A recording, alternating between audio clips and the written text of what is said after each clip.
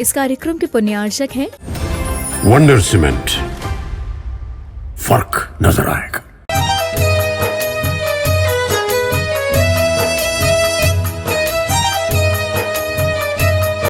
ओम नमः सिद्धेभ्यः। ओम नमः सिद्धेभ्यः। ओम नमः सिद्धेभ्यः। नमः श्री वर्धमानाय निर्धूत कलिलात्मने सालोकानां त्रिलोकानां यद विद्या दर्पणायते। अहिंसा परमो धर्म की महावीर भगवान की प्रातः स्मरणे परम पूजाचार्य गुरुवर श्री विद्यासागर मुनि महाराज की जय। बोलिए परम पूज्य 108 आचार्य भगवान श्री समय सागर जी महाराज की।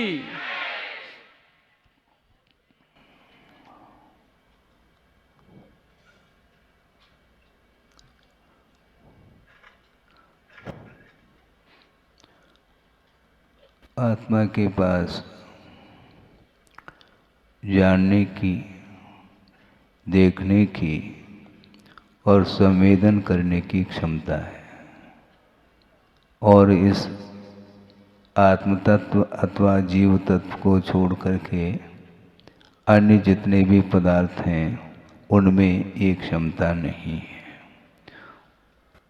वो जड़ है, उसमें चेतनता नहीं पाई जाती।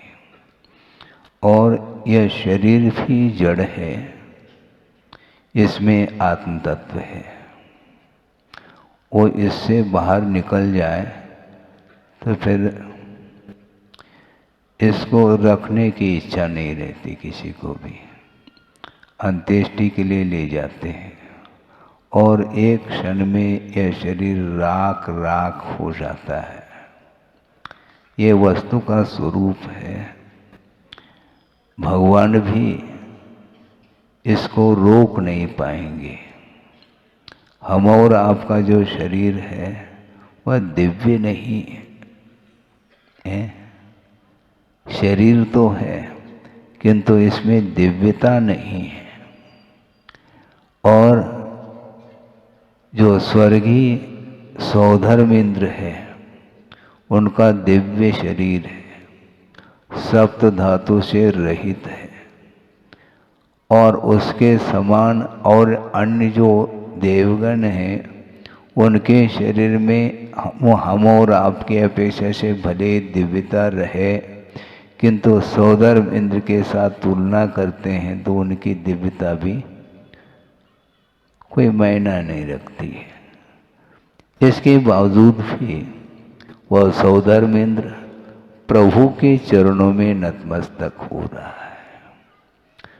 तो प्रभु के चरणों में नतमस्तक हो रहा है, इससे स्पष्ट है कि सौधर्म इंद्र के शरीर की दिव्यता के सामने प्रभु की जो शरीर की दिव्यता है वो अद्भुत है। समस्या एक और है, वह आपके सामने रख रहा हूं। तीर्थंकरों का शरीर असाधारण होता है, विशेषता को लेकर के रहता है। इसके बावजूद भी गृहस्थ अवस्था में जब वो रहते हैं उनकी आरती आप क्यों नहीं उतारते हैं? शरीर तो दिव्य है ना, शरीर चमक रहा है, दमक रहा है, आकर्षण का केंद्र बन चुका है इंद्र के लिए भी। लेकिन वह इंद्र भी वो शरीर को लेकर के वह आकर्षित हो रहा है, ये अलग विषय है। किंतु जब तक रत्नत्रय को अंगीकार नहीं करेंगे तब तक वो आराध्य नहीं कहला सकते। आराध्य आराधक भाव को लेकर के चर्चा करते हैं तो ऐसा लगता है कि शरीर की आराधना नहीं होती किंतु गुणों की आराधना होती है।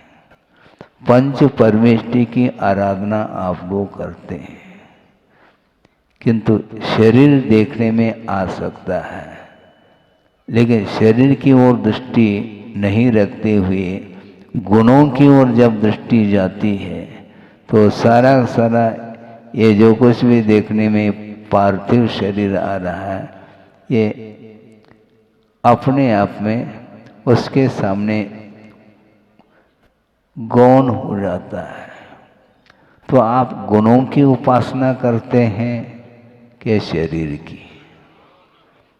दोनों की नहीं।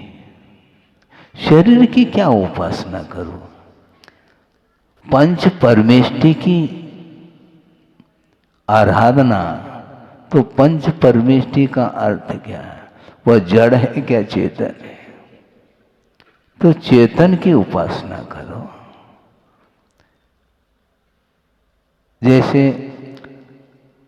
जिनालय में जिनबिंब स्थापित है, और जिनबिंब क्या है?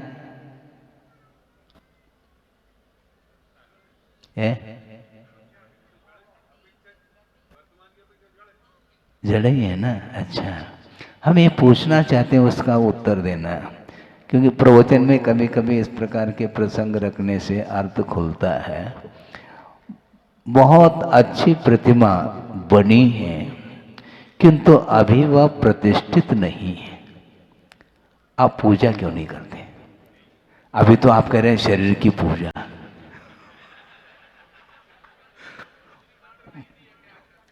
क्रॉस हो गया। वह अभी प्रतिष्ठित नहीं हुई है। प्रतिष्ठा के लिए वो प्रतिमा लाई गई है। बहुत सुंदर मनोज्ञ प्रतिमा है आपकी दृष्टि में, ठीक है, सबकी दृष्टि में है, किंतु जब तक प्रतिष्ठा विधि के अनुरूप आरोपण जब तक नहीं होगा गुणों का, तब तक वो पूजनीय नहीं है। तो इससे स्पष्ट है आपकी दृष्टि भी शरीर की ओर नहीं, गुणों की ओर है। तो इसलिए हम कहें ना, शायद उस समय शरीर को भी आप शामिल कर रहे थे, शरीर को शामिल नहीं किया जा सकता। इसलिए गुरुदेव ने ये कहा कि वंदना करना सीखो, क्योंकि वहां पर जिनबिंब के सामने जब हम खड़े होते हैं तो केवल आकृति आती है। आकृति के भीतर जाना चाहिए, क्योंकि वह निराकार है, आत्म तत्व है। निराकार सागर जी भी यहाँ पर हैं। आत्मा निराकार है, उसकी कृति, उसकी कोई आकृति नहीं, कोई आकार प्रकार नहीं है, उसकी छवि दृष्टिगोचर नहीं हो सकती, क्योंकि छवि जो है यह पौद्गलिक है। आत्मा की क्या छवि? आत्म तत्व किसी भी इंद्रिय का विषय नहीं बन सकता। तो ऐसी स्थिति में जिनबिंब भी वह दृष्टिगोचर हो रहा है, वह बिंब है, किंतु उसमें दर्शन किसका कर रहे हैं आप? प्रतिमा का नहीं। प्रतिमा के भीतर जो उनकी वीतरागता है उस ओर ध्यान देने की आवश्यकता है। उसमें भाव आ जाते हैं, इसमें भाव लाए गए हैं।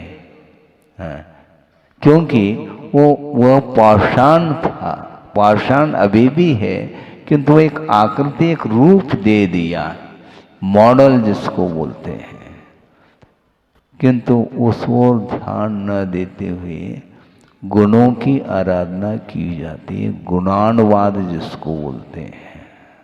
हे भगवान, आप अनंत गुणों के पुंज हैं, भंडार हैं, लेकिन जो रागी होता है तो उनके चरणों में जाकर के मांग रखता है, डिमांड। क्या मांग रखता है? भगवान, मैं एक स्वर्ण का छत्र ले आया हूँ और आपके ऊपर इसको लगाऊंगा, छत्र को, और इसके निमित्त से क्या, हाँ, मतलब माला माल के लिए छत्र चढ़ा रहा है। अब सोचो, विचार करो। हाँ, यहीं पर दृष्टि में अंतर आ जाता है। जबकि भगवान के समीप जाने का जो उद्देश्य है वह तद्गुण लब्धये अहम वंदे कहा। हे भगवान, आपके चरणों में आने का मेरा और कोई प्रयोजन अभिप्राय नहीं है। एक ही उद्देश्य है भगवान, जिस प्रकार आपने मोक्ष पथ पर आरूढ़ होकर के रत्नत्रय की आराधना के माध्यम से जिन गुणों को आपने उपलब्ध किया है, उन गुणों को प्राप्त करने की दृष्टि से आपके चरणों में आया हूँ। इस प्रकार भाव ला करके यदि आप पूजन अर्चन आदि करते हैं तो उसका प्रतिफल आपको भी मिल सकता है। गुरुदेव ने ये कहा, जिनकी आराधना करने से, जिनेंद्र भगवान की आराधना करने से जब मुक्ति मिल सकती है तो स्वर्ग की क्यों इच्छा रखते हो? माल माल क्या माला माल है। इच्छा स्वर्ग की क्यों? क्योंकि चतुर्गति रूप संसार में परिभ्रमण करता हुआ अनंत काल हुआ, इसके उपरांत भी अभी भी वह स्वर्ग चाहता है। और एक व्यावहारिक दृष्टि से एक बात मैं कह रहा हूँ, किसी का अवसान हो जाता है तो लिखा जाता है स्वर्गीय, भले ही कहीं भी गया हो, ये बात अलग है। परिणाम किस रूप में उसके हुए, किस गति का बंद किया, किस आयु का बंद किया, किसी को ज्ञात नहीं। वह तिर्यंच गति को भी जा सकता है, लेकिन व्यवहार की भूमिका में स्वर्गीय लिखते हैं। आप कुछ भी लिखो, किंतु जो लखने में आ रहा है भगवान के लिए वह स्पष्ट दिखाई दे रहा है। बहुत कठिन काम है। चतुर्गति रूप संसार में ये चार गति हैं। इन चार गतियों में पुण्य प्रकृति और पाप प्रकृति के अपेक्षा से विभाजन किया है कि नरक गति और तिर्यंच गति, इनको पाप कहा। क्यों कहा है ना? और मनुष्य गति और देव गति को पुण्य कहा है। लेकिन आयु की विवक्षा में मात्र नरक आयु को ही पाप के रूप में स्वीकारा है। मनुष्य, तिर्यंच और देव आयु इनको पुण्य के रूप में स्वीकारा है। अब प्रश्न ये उठता है, तिर्यंच गति को तो पाप के रूप में और तिर्यंच आयु को पुण्य के रूप में क्यों? बहुत बड़ा प्रश्न है ये। इसका उत्तर दिया है आचार्यों ने। तिर्यंच गति को इसलिए अप्रशस्त प्रकृति के रूप में लिया है क्योंकि तिर्यंच कोई बनना नहीं चाहता, किंतु बनने के बाद मरना नहीं चाहता। हाँ, इसलिए वो पुण्य। नरक गति में जो जीव गया है, जो नारकी बना है, वह निरंतर मरने की इच्छा रखता है। भयंकर वेदना है। सागरोपम आयु तक वह शारीरिक दुख का अनुभव कर रहा है, जिसको आप छड़ाला में पढ़ते हैं, तिल तिल करे देह के खंड। उसको देख करके वो भयभीत है, वह चैन नहीं उसको एक क्षण के लिए, और वह इच्छा रखता है जल्दी जल्दी मैं मर जाऊं। किंतु तिल तिल करे देह के खंड होने के बाद भी वह पारे की भांति वह शरीर पुनः जुड़ जाता है और पुनः वही दुख। वेदना जो तिर्यंच गति में जो वेदना है, उसके अपेक्षा से अनंत गुनी वेदना नरक गति में है। इसलिए जल्दी से जल्दी वह मरना चाहता है, किंतु आचार्य कहते हैं उसका अकाल मरण संभव नहीं है। देव और नारकियों का जो मरण है वह अकाल मरण नहीं, सकाल मरण ही होता है। और यदि तिर्यंच बनना नहीं चाहता, बनने के बाद वही रम जाता है। एक राजा जिन्होंने अपने जीवन के आदि से लेकर के अंत तक वैभव का उपभोग किया है और अवसान होने का समय आया है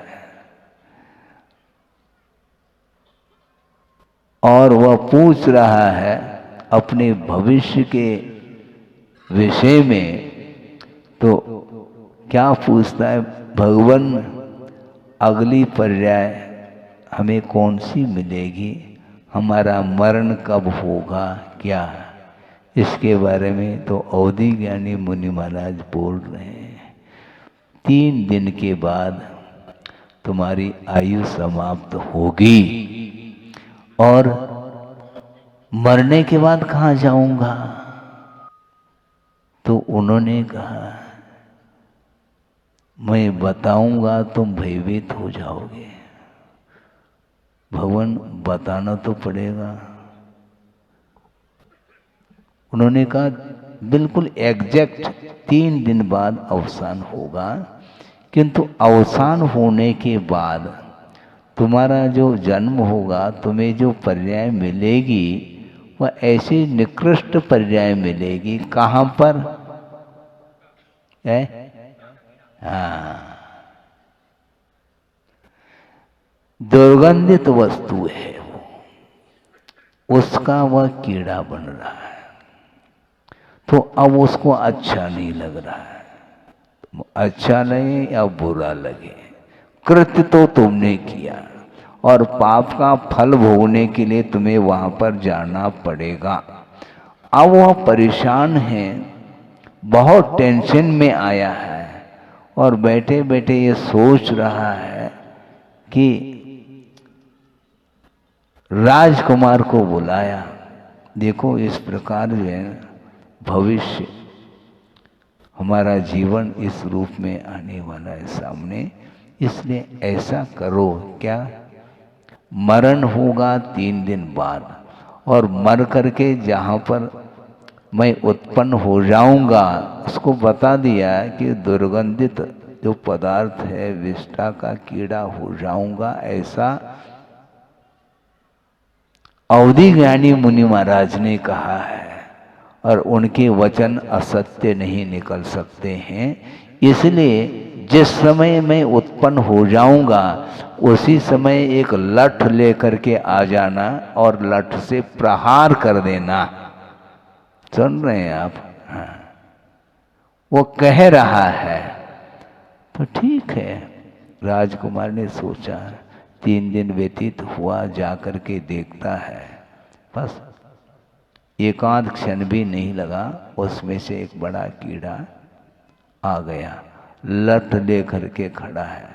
जैसे मारने के लिए प्रहार करता है वह अंदर चला जाता है। बार बार प्रहार करने के उपरांत भी उस चपेट में नहीं आता, वो भीतर चला जाता है। तो वह सोचता है कि हो सकता है हमारे पिताजी का जीव ना हो, ये भी संभव है। जा करके पुनः मुनि महाराज को पूछता है, भगवान ये क्या बात है, आपकी वाणी तो बिल्कुल ठीक निकली कि 3 दिन के उपरांत अवसान तो हुआ और वह कीड़ा भी हुआ है, लेकिन वह लठ के लिए उन्होंने कहा था लठ से प्रहार कर देना, किंतु वो भीतर क्यों जाता है? वो ऐसा तो नहीं कि वह कोई दूसरा जीव हो, नहीं, तुम्हारे पिताजी का ही है, तो वह बचना क्यों चाहता है? तो ये कहा गया जहाँ पर जो उत्पन्न होता है उसको उसी में वही रम जाता है। आपके लिए वह दुर्गंधित पदार्थ है, किंतु उसके लिए वही इष्ट है। यो यत्र रमते तस्मात् अन्यत्र स न गच्छति कहते हैं।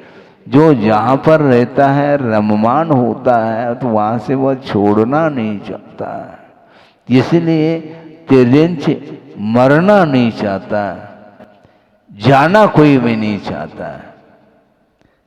हाँ, वहाँ पर रम जाता। इसको बोलते हैं विषय। पंचेंद्रिय के जो विषय हैं इसका ये तासीर है। ये प्रकृति, इसका स्वभाव यही है। एक ही वस्तु भिन्न भिन्न समय पर वह इष्टानिष्ट के रूप में प्रतीति में आती है। जो आपके लिए अभीष्ट है, अगले क्षण में वही अनिष्ट संभव है। ये कैसे महाराज? आपने भोजन कर लिया है और रुचिकर था, इसलिए थोड़ा अनुपात बढ़ा दिया, फिर अपच हो गया। अब अपच हो गया तो अब वह रुचेगा नहीं है, क्योंकि वह पचा नहीं, बचा है वो। पच नहीं, डाइजेस्ट नहीं हुआ, वो पचा नहीं है, बचा हुआ है। इसलिए अब खट्टी डकार आ रही है, बदबू आ रही है, और जब तक वह क्लीनिंग नहीं होगा तब तक उस पदार्थ को खाने की रुचि उसके अंदर जागृत नहीं होती है। ये विषय है ये। इसलिए कब से खाते पीते आए हैं? खाता खोल करके देखो, खाते हुए कितना समय व्यतीत हुआ। खाता अभी भी खाता ही चला जा रहा है। खाता खोल करके देखो कितना खाया है, टनों टन। हाँ, जीवन में मान लो किसी के 80-90 साल तक वो खाया है। हाँ, कितना दूध पिया होगा, कितना घी का सेवन किया होगा, कितना गेहूं, चना, सब कुछ। इसके बाद भी ज्यों का त्यों, सुबह खाया था, शाम को और शाम को खाया, पुनः सुबह। ये रूटीन है, मशीन है। डालते जाओ वह खाली होता चला जाता है। इसलिए तृप्तिजनक नहीं है। जो इंद्रियजन्य जो सुख है वह तृप्ति को उत्पन्न करने वाला नहीं है। यह कम से कम श्रद्धान का विषय बनना चाहिए, और श्रद्धान का विषय यदि नहीं बनता है तो कभी भी उससे वह ऊपर नहीं उठ पाएगा। 5 इंद्रियों के विषय हैं, भिन्न भिन्न विषय हैं, और उससे वह आकर्षित होता चला जा रहा है। स्पर्शनेन्द्रिय है, रसनेन्द्रिय, घ्राणेन्द्रिय, चक्षुरेन्द्रिय, कर्णेन्द्रिय, ये 5 इंद्रियों के विषय हैं। वो आपके मन को विक्षिप्त कराने में कारण है। बल्कि यहाँ तक आचार्यों का ये कहना है, पदार्थ आपके सामने विद्यमान नहीं है, इसके बाद भी आपका मन विक्षिप्त हो सकता है। क्यों? अतीत की स्मृति वो आपको जो है ना परेशानी में डालती है। हमने कल जो लिया था उसी प्रकार का हमें बनाना है। ये है नहीं वस्तु, किंतु स्मृति हो आई। वह स्मृति के कारण बार बार उस ओर वो जा रहा है, और पुनः उसी प्रकार के पदार्थ का वह सेवन करना चाहता है और सामग्री एकत्रित करता है। ये रूटीन है। इसलिए बचने के लिए क्या करोगे आप? आंख मेज करके बैठे हैं, किंतु वही दृश्य सामने आ रहा है, स्मृति पटल पर वही वस्तु आ रही है, इसलिए उस ओर आकर्षण हो रहा है। हाँ, स्पर्श, रूप, शब्द और मन, इसके माध्यम से विषयों का सेवन होता है। आगम में लिखा है, अब्रह्म इसी का नाम है। विषयों का आकर्षण छूटता नहीं है। इसलिए रूप के माध्यम से भी घंटों व्यतीत कर रहा है। वो चित्र में क्या है? वो विचित्र है संसार। चित्र को देकर के वह आकर्षण, स्क्रीन पर क्या देखने में आ रहा है, मोबाइल में क्या देखने में आ रहा है, सिवाय राग के अलावा कुछ है ही नहीं है। लेकिन वह छूट नहीं रहा है। क्यों नहीं छूटता? प्रभु का दर्शन कर ली, उसमें तृप्ति का अनुभव नहीं तुम्हें? पूजन अर्चन अभिषेक आदि कर लिए, उसके बाद जा करके पुनः टेलीविजन के सामने मोबाइल के सामने चित्र देखना चाहता है। वहां पर क्या है? वो भगवान का चित्र है क्या? राग, यह राग आग दहे कहते चले जा रहे हैं, इसके उपरांत भी हम छोड़ नहीं पा रहे हैं। कैसा लगता है? एक क्षण तो वह था जिस समय बिल्कुल वैराग्य का भाव जागृत हो रहा है, और उधर उस परिसर से बाहर जाने के उपरांत वही घोड़ा और वही मैदान। देखने के उपरांत भी अनिमेष देखने योग्य प्रभु हैं, साक्षात समो शरण में विराजमान है। उनके दर्शन पूजन अर्चन स्तुति वंदना आदि करने के बाद भी वह पुनः बाहर जाने का मन हो रहा है। वो कौन सा मन है? उसको शांत बिठाना चाहिए, बैठ नहीं पा रहा है। मतलब प्रभु से भी ऐसी कोई आकर्षित वस्तु है क्या जिसको प्राप्त करने के लिए वह चक्री जा रहा है?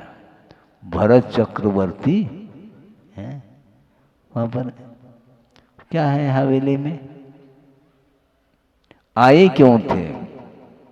प्रभु के दर्शन के लिए आए थे, और 4 बार दिव्य ध्वनि का श्रवण करने के उपरांत भी अभी भी मोह के संस्कार समाप्त नहीं हो पा रहे हैं। वो कैसे होंगे वो समाप्त? हो फिर क्या करें महाराज? करना कुछ नहीं, जो किया है वह नहीं करना बस। हाँ, जो अभी तक किया है वो न करें, जो नहीं किया है उसको करना है। क्या प्राप्त नहीं किया? मोक्ष प्राप्त नहीं किया, उसको करना है। मोक्षार्थी है। आप कौन हो? मोक्षार्थी हो क्या धनार्थी? धन की इच्छा रखता है और अनेक प्रकार के वस्तुओं की इच्छा को लेकर के संसारी प्राणी चल रहा है। इसलिए उसकी पूर्ति जहाँ पर होती वहीं पर वह रम जाता है। किंतु मुमुक्षु मोक्ष को प्राप्त करने, छोड़ने की इच्छा, जोड़ने की नहीं। क्या सुन रहे हैं? जोड़ने की इच्छा नहीं, छोड़ने की इच्छा। बहुत कठिन है महाराज। 1 2 2.5 पौने 3 ये बोला जा रहा है, वो छोड़ नहीं पा रहा। क्यों? वो छोड़ ही नहीं पा रहा। अब क्या कहा जाए? 99 और बोल देता। अरे 99 का चक्कर है ये, और क्या है ये? वो अटैचमेंट, अर्थ के प्रति, धन के प्रति जो लगाव है वो छूटता नहीं। इसलिए क्षायिक सम्यक दृष्टि चक्री होने के उपरांत भी उसी भव से उनको मोक्ष प्राप्त होना है।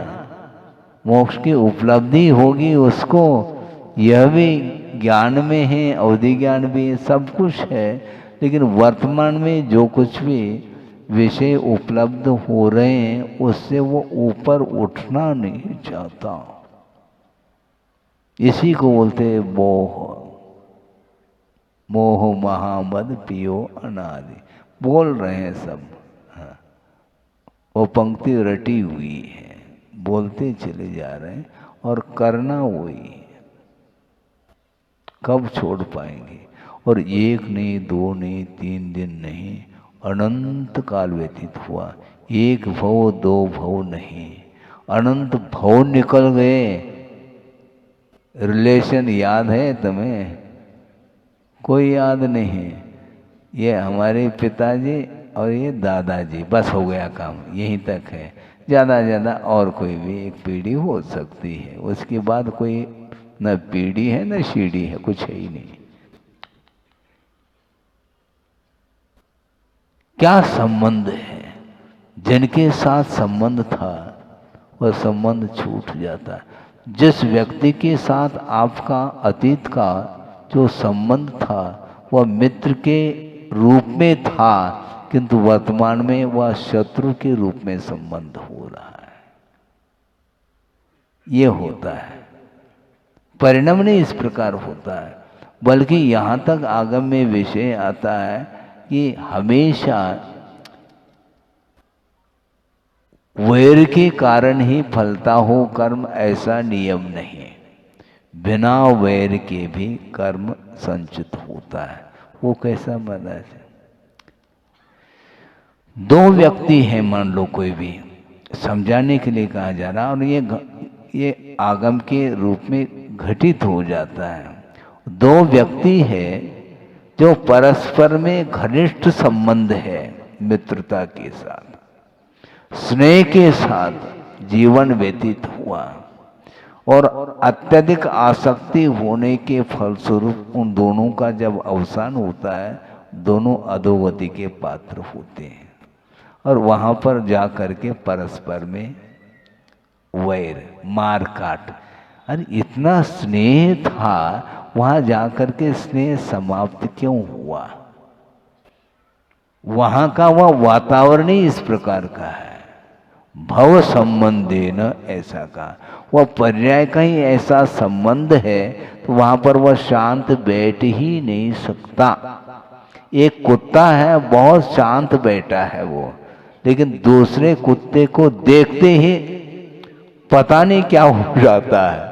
तो ऐसा ही होता है वो। इसको बोलते भव संबंधे न, वह क्षेत्र का एक वातावरण का ऐसा प्रभाव है, वो नहीं चाहते हुए भी अच्छी विक्रिया बनाना भी चाहे तब भी वह बुरी विक्रिया ही होती चली जाती है। वातावरण है वो, ऐसा ही होता है। शत्रु को देखते ही माइंड गर्म हो जाता है, पारा चढ़ जाता है। इसको बोलते हैं निमित्त नैमित्तिक संबंध। तो इसीलिए कि स्नेह भी भयानक है। क्रोध, मान, माया और लोभ, ये चार कषाय है। लेकिन प्रायः महाराज इनको कुछ समझा दो, बहुत क्रोध करता है। अच्छा, लोभ ठीक है, मतलब क्रोध करना इन्हें ये ठीक नहीं, मतलब कषाय एक ही है क्या? क्रोध भी कषाय है, बल्कि क्रोध से मान और भयानक है, और उससे भी माया, और सबसे ज्यादा लोभ है। हाँ, लेकिन लोभ को वो अच्छा मानता है।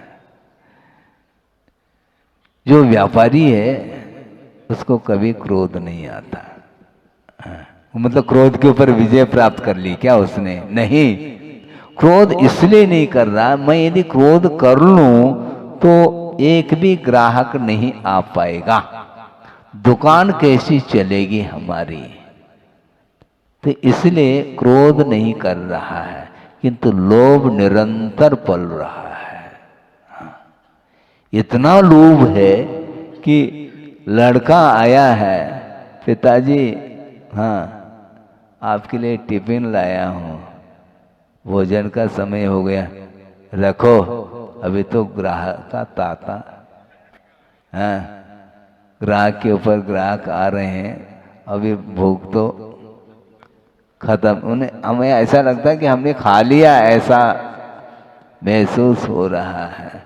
वो आनंद, भूखा है, पेट खाली है, ओम कोठा, इसके बाद भी उसको परवाह नहीं, क्योंकि और की जो भूख लगी है उसकी आपूर्ति के लिए लगा हुआ है। इसलिए लोभ का संवरण होना बहुत कठिन है।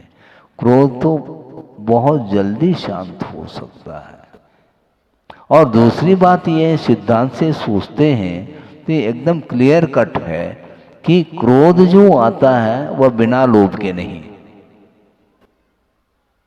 हाँ, जिस व्यक्ति के अंदर किसी वस्तु के प्रति रत्ती भर भी लोभ नहीं है तो किसके ऊपर क्रोध करेगा वो? कोई वस्तु है वह आपकी है, कोई उठाता है तो क्रोध। यदि उस वस्तु के प्रति कोई आपका अटैचमेंट नहीं है तो काय को क्रोध करेंगे? आपकी वस्तु है, दूसरा उठा ले तो आपको प्रतिकार का भाव आता है। और उस वस्तु के प्रति आपका कोई स्वामित्व नहीं है तो क्रोध नहीं आएगा। राम है, सीता का हरण हुआ, राम युद्ध के लिए खड़ा है। क्यों?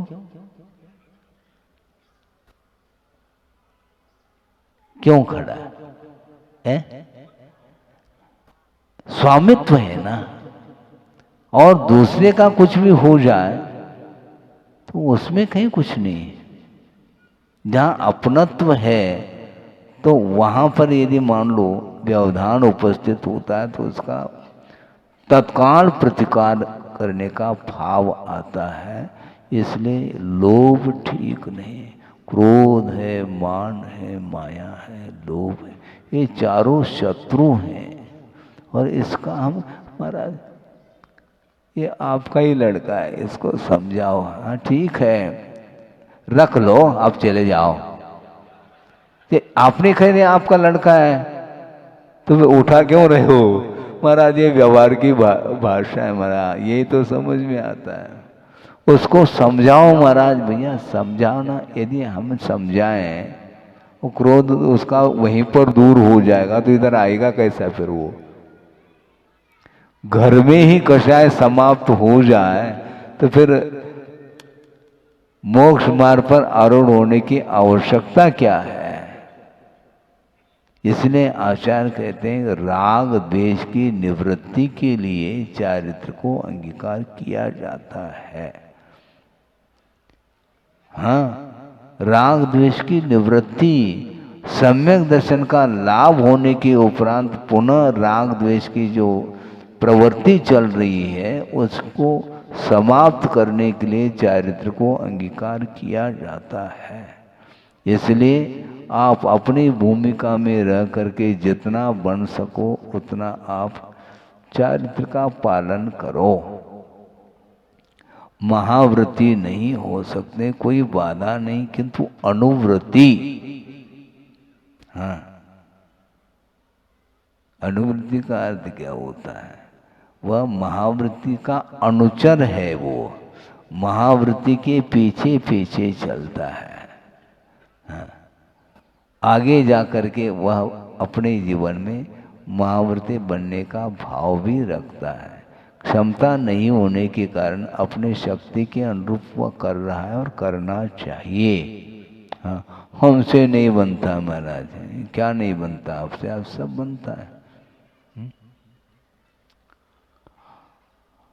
महाराज। उठने बैठने की क्षमता नहीं है, कमर है झुकता नहीं है, झुक जाए तो सीधा नहीं कर पाते। अच्छा, हम सीधा कर देंगे, कैसे कर देंगे? हाँ, वो वृद्ध भी क्यों न हो, कमर टेढ़ी है, उठने बैठने की क्षमता नहीं कह रहा है वो। और मान लो सड़क से जा रहा है और मान लो हरा हरा 100 का नोट यदि मान लो, हाँ आराम से तो वो जो अभी तो कमर सीधी नहीं हो रही थी, झुक नहीं रहे थे, उठाना बिठाना पड़ रहा था और सेल्फ ही सब काम कर लिया उसने। अब वो सोचो विचार करो, ये कहाँ से क्षमता आ गई। कहना अलग वस्तु, किंतु विषय कहते ही बस पैरालिसिस भी ठीक हो जाता है, जान आ जाती है। हाथ महाराज, हाथ उठता ही नहीं है। ग्रहण कैसा किया उसको। तो विषय की ओर दृष्टि जाती है तो शक्ति पता नहीं न जाने कहां से आ जाती है। हाँ। और स्वाध्याय करो, कुछ दिखात नहीं महाराज। अच्छा, और न्यूज़पेपर पढ़ रहा है, बताओ, वो देखने में आ रहा है आपको, और जिनवानी दिखात नहीं है, कुछ सुनने में नहीं आता। अच्छा, और मोबाइल की बात पकड़ लेता है, बारीकी से जो आवाज आ रही है उसको भी वह पकड़ लेता है, यानी मतलब की बात को तो वह पकड़ लेता है, और धार्मिक जो विषय है वो उसके प्रति रुचि नहीं है। इसलिए जो जहाँ पर जाता है वो वहीं पर रम जाता है। इस अपेक्षा से ही तिर्यंच आयु को प्रशस्त प्रकृति में लिया है। इसलिए अनंत काल हो चुका है, इस ओनली रिपीटेशन, पुनरावृत्ति हो रही है, ज़्यादा कुछ नहीं है। बार बार भिन्न भिन्न भिन्न भिन्न समय पर भिन्न भिन्न पर्यायों को धारण कर लेता है और पुनः अवसान हो जाता है, पुनः जन्म लेता है। ये परंपरा टूट नहीं रही है। मोह की परंपरा को तोड़ने के लिए ही ये साधन है, देव शास्त्र और गुरु। सोचो विचार करो, आप संगी हैं क्या असंगी? संगी है ना, सैनी हैं आप, लेकिन अभी भी नसैनी पर चढ़ रहे हैं आप। सैनी है, और जो सैनी नहीं वह असैनी है। लेकिन क्या अभी नसैनी पर चढ़ना चाहो? मन का उपयोग करो। मन विचार विमर्श करने की क्षमता मन के अंदर है, इसके बाद भी वह मन का उपयोग नहीं कर रहा है, सदुपयोग नहीं करता। और मन का यदि दुरुपयोग कर लेगा तो पता नहीं कितने काल के लिए वह उसको मन नहीं मिलेगा फिर। हाँ, सागरोपम आयु तक बोले, आप आगम पढ़ो तो आपको चकरा जाएंगे। आप अनंत काल असंख्यात पुद्गल परावर्तन तक वह असंगी से असंगी असंगी असंगी चला जा रहा है। ऐसा क्यों? क्योंकि उसने मन का दुरुपयोग किया है। मन का दुरुपयोग कैसा होता है? और कुछ नहीं होता, मन के माध्यम से अच्छे उच्च विचार आना चाहिए, वो नहीं है तो दुरुपयोग हो रहा है। दुरुपयोग क्यों करते हो? जो सामग्री मिली है उसका उपयोग धार्मिक क्षेत्र में करो। आंखें मिली है, प्रभु का दर्शन करो। वो तो बड़ी मुश्किल से एक बार कर लेता है, बार बार कहने से, अथवा हाँ, लोकाचार। बहुत अच्छा, अच्छे शब्द का प्रयोग किया आपने। को का कहे, हाँ ये है, क्योंकि वही अड़ोस पड़ोस के लोग जा रहे हैं और हम भी यहीं पर उड़ के आमने सामने दिखते हैं दिन भर, वो क्या कहेंगे देखो। इसलिए करो तो केवल दूसरे की वजह से थोड़ी करना है, प्राय करके ये प्रलोभन के वशभूत होकर के अथवा भयभीत होकर के धार्मिक क्रियाओं को करता है। छोटा बालक है तो लोभ के वशभूत होकर के, बेटा क्या मंदिर जाना है, देव दर्शन करना है, उसको मालूम नहीं है देव क्या होता है, क्या मंदिर होता है। नहीं जाओगे बस तुम्हें टॉफी नहीं मिलेगी बस। किसी भी प्रकार से टॉफी मिलनी चाहिए। तो उस लालच में आकर के वो जा रहा है, उसको भगवान से कोई लेन देन नहीं है। ये होता है, कभी भयभीत होकर के, कभी लोभ की वशूत होकर के कुछ क्रियाओं को कर लेता है, किंतु वह रुचि से नहीं करता। लगनशीलता, आस्था के साथ जो क्रियाएं होती हैं उसके माध्यम से विकास होता है। इसलिए आस्था बहुत आवश्यक है। और चढ़ाला में नहीं पढ़ते हैं आप लोग क्या, मोक्ष मार्ग की प्रथम सीढ़ी या बिन ज्ञान चरित्रा।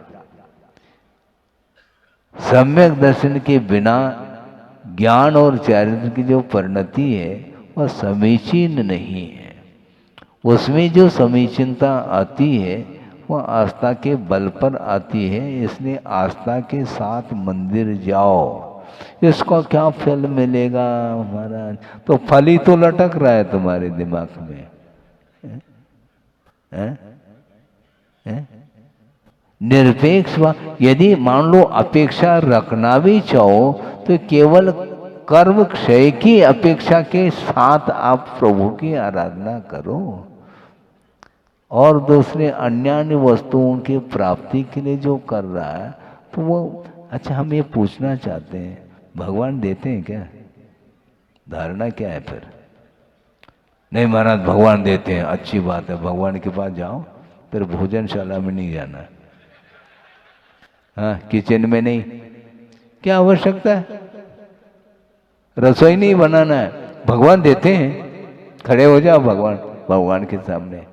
भगवान नहीं देते, भगवान की आराधना करने से पुण्य का संचय होता है, उसके माध्यम से वस्तु मिलती है, भोग सामग्री मिलती है।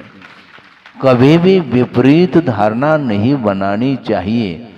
भोग भूमि में कल्पवृक्ष होते हैं, कल्पवृक्ष के सामने इच्छित वस्तु प्राप्त हो जाती है, तो उसी प्रकार भगवान भी कल्पवृक्ष के समान है महाराज। हाँ ये ठीक है, एक विवक्षा से कह सकते हैं आप, क्योंकि जो कुछ भी पुण्य संचित होगा वह प्रभु की आराधना से होगा। क्योंकि जितनी विलासता मिलती जाएगी तो वह उसमें डूबता चला जाता है, भगवान को भी भूल जाता है। कल परसों भी हमने बात कही, जब संकट में पड़ जाता है, विपत्ति आकर के घिर जाती है, तो उस समय वह भगवान को याद करता है, किंतु जब पूरी तरह से अनुकूलता है तो उसमें वह डूब जाता है, भगवान को याद नहीं करता। इसलिए अपने ही परिणाम उत्थान के लिए भी कारण है, तो अपने ही जो परिणाम है पतन के लिए भी कारण है। इस प्रकार उसकी बात को सुन करके हमें लगा कि वास्तव में वो बहुत निकट भव्य जैसा लग रहा है, कि वह विषय को नहीं चाह रहा है। तो इसको बोलते हैं कितनी बार प्राप्त किया, इसके उपरांत भी अभी भी उससे आकर्षण उसका छूट नहीं रहा है, छूटना चाहिए। जिस प्रकार आप पूजन करने के लिए बैठे मान लो, तो उसमें फिर भी आकुलता हो सकती है, बीच में घंटी बज सकती है मोबाइल की, बजती है, आहार देते समय भी बज सकती है। हाँ बिल्कुल, किसी भी निमित्त से अपने बच्चों को सौंप करके वो बाहर चला जाता है ही वो। ऐसा होना नहीं चाहिए। जिसको आपने नवदा भक्ति पूर्वक पड़गान कर लिया, तो जितने मेंबर हैं उन सबको वहीं पर रहना चाहिए। वो एक दिन में 50 महाराजों को देना चाहता है, ये सब आकुलता है। ये सब आकुलता है। एक ग्रास दे दिया चले गए, एक ग्रास दे दिया, ये विधि ही नहीं, द्रव्य स्वयं का होना चाहिए और नवदा भक्ति पूर्वक आकुलता रहित हो करके आप आहार कराओ, फिर बाद में अन्य कार्य करो। एक कार्य को पूर्ण किए बिना दूसरा कार्य नहीं करना चाहिए। मैं बार बार इस विषय को रखा है, पुनः आपके सामने वह रखना चाहता हूं। वो ये है कि मान लो आप पूजन के लिए बैठे हैं, ठीक है, भगवान के चरणों में, उस समय यदि श्रमण भी मान लो भगवान की वंदना करने के लिए आता है, तो वह उसका कर्तव्य वह अपने पूजन को न छोड़े। सुन रहे हैं आप? महाराज फिर अभिनय हो जाएगा। हाँ ठीक है, श्रमण का विनय कर लो, भगवान का विनय हो जाएगा। क्या करना चाहो, इसलिए ये विकल्प नहीं करते कभी भी। अभिषेक कर रहे हैं, पूजन कर रहे हैं, स्वाध्याय आदि कर रहे हैं, तो उस समय मान लो श्रमण भी यदि मान लो भगवान की वंदना और स्तुति करने के लिए आता है, तो उसको उठ करके खड़े होना और उनके लिए भी एक अर्घ देना कोई भी आवश्यकता नहीं। हाँ बिल्कुल, ये अविनय नहीं है। वस्तुतः विनय कब किया जाता है, विनय की प्रक्रिया क्या है, इसको सोचो। जैसे मान लो प्रदान करके आप ले जा रहे हैं, भगवान महाराज के पीछे तुम चलोगे, महाराज कहाँ जाएंगे उनको मालूम थोड़ी है। तो महाराज भगवान के आगे, महाराज के आगे चलेंगे तो अभिनय हो जाएगा, ऐसा थोड़ी होता अभिनय। अब विनीत भाव के साथ आइए महाराज, आइए महाराज ऐसे कहते चले जा रहे हैं, क्योंकि आप कहाँ जाएंगे, किधर मुड़ेंगे मुझे थोड़ी ज्ञात है। चौके में प्रवेश कराने के बाद भी हमें मालूम नहीं कि किस ओर मुड़ना है, इसलिए आपको आगे ही होना पड़ेगा। इसमें अभिनय की बात नहीं है। दूसरी बात, एक और प्रसंग आपके सामने रखूं कि मान लो मंदिर 2 मंजिला है मान लो, और नीचे के मंजिल में भी भगवान विराजमान है वेदी पर, और दूसरे खंड में भी, तीसरे खंड में भी है मान लो। और मान लो आप तीसरे खंड में पहुंच गए, तो निचले खंड में जो भगवान है उनका अभिनय हो जाएगा क्या? उस स्थान पर नहीं जाएंगे, उस स्थान से हट करके दूसरे स्थान में बैठ जाएंगे। लेकिन आप ऊपर बैठ गए ना और नीचे भगवान है, इसको बोलते हैं शक्य का अनुष्ठान। ये अभिनय का भाव नहीं। हाँ,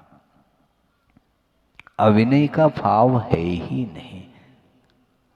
तो इसीलिए कि वस्तुतः विधिवत सारे आप कार्यक्रम करेंगे, अनुष्ठान करेंगे, तो निश्चित रूप से नहीं चाहते हुए भी पुण्य अर्जित होगा और वह वैभव उसको मिलेगा। किंतु आसक्ति के अभाव में वह और ऊपर उठता चला जाता है। चक्रवर्ती के पास जो संपदा है, तो महाराज वो सीधा उसको नीचे जाना चाहिए। नीचे मतलब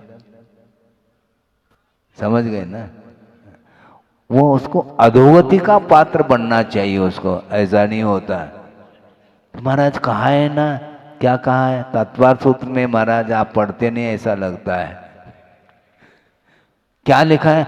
बहुआरंभ परिग्रहत्वम नारकस्य आयुष।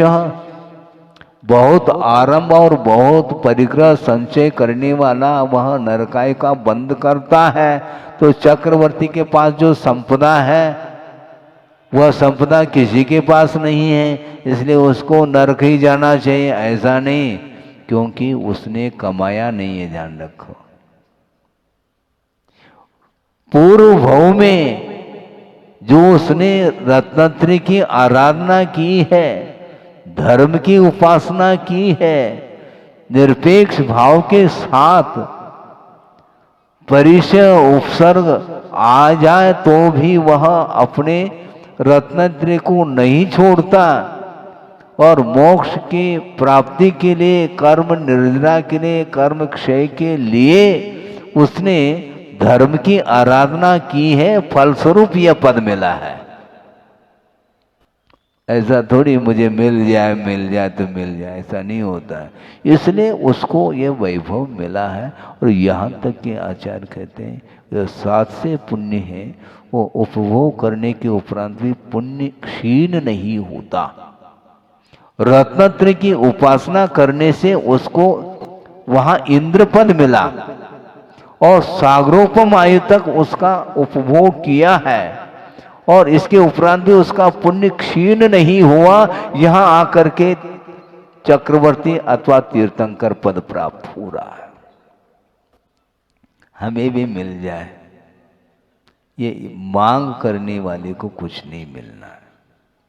ये मांगने की जो आदत है इसको छोड़ो। मांगते क्यों?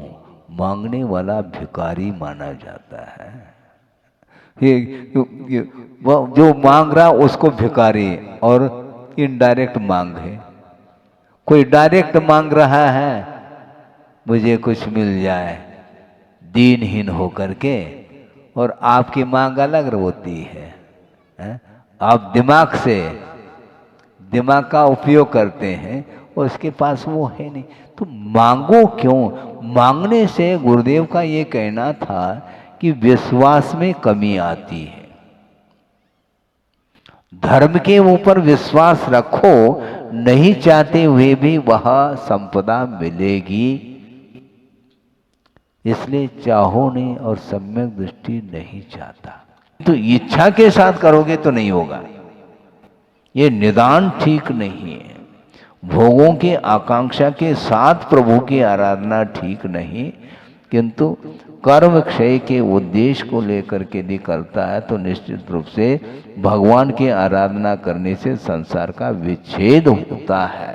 इस पवित्र भावना के साथ जो आराधना करता है वो उसके अंदर इच्छा है ही नहीं। हाँ, मुझे नहीं चाहिए। एक बहुत अच्छा प्रसंग आपके सामने 2 मिनट में रख रहा हूँ। तो हमने सोचा ये क्या हो गया? इसको बोलते हैं ये धर्म ध्यान करते समय पता नहीं पड़ता है। इसलिए हम इतना ही कहना चाहते हैं, आप ताली बजाओ या नहीं बजाओ, कि वस्तुतः परिणामों को पवित्र बनाने के लिए सब कुछ साधन सामग्री है। इसलिए देवगुरु शास्त्र को छोड़ करके अन्य वस्तुओं से आकर्षित नहीं होना चाहिए। इतना ही प्रवचन का सार है। अहिंसा परमो धर्म की जय। बोधि समाधि परिणाम शुद्धि स्वात्मोपलब्धि शिवसो की सिद्धि चिंतामणिम चिंतित वस्तुदाने त्वामंद मानस्य ममास्तु देव। परम पूजा आचार्य गुरुवर श्री विद्यासागर जी महाराज की जय। इस कार्यक्रम के पुण्यार्चक थे वंडर सीमेंट। फर्क नजर आएगा।